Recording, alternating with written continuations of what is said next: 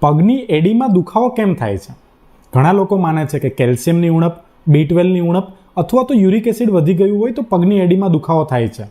પરંતુ calcium, B12 અને uric એસિડની સારવાર કર્યા બાદ પણ જો પગની એડીમાં દુખાવો થતો હોય તો ઘણા કેસમાં તેનું કારણ હોય છે પ્લાન્ટાર ફેસાઇટિસ.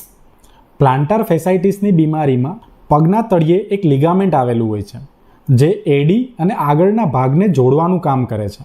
જ્યારે આ લિગામેન્ટ પર સ્ટ્રેસ આવે છે ત્યારે તેમાં માઇક્રો ઇન્ફ્લામેશન થાય છે અને પગની એડીમાં દુખાવો થાય છે. ખાસ કરીને કોને વધારે થાય છે?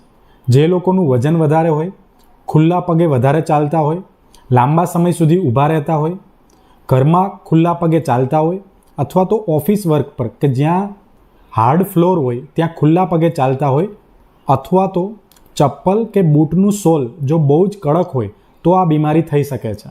પ્લાન્ટાર ફેસાઇટિસ આ બીમારીનું મુખ્ય લક્ષણ હોય છે કે સવારે ઉઠતા જ પહેલું ડગલું ભરીએ ત્યારે દુખાવો વધારે થાય છે અને જેમ થોડું આગળ ચાલીએ તેમ દુખાવો ઓછો થાય છે અને લાંબો આરામ કર્યા બાદ ફરીથી પહેલું ડગલું ચાલીએ ત્યારે દુખાવો વધે છે.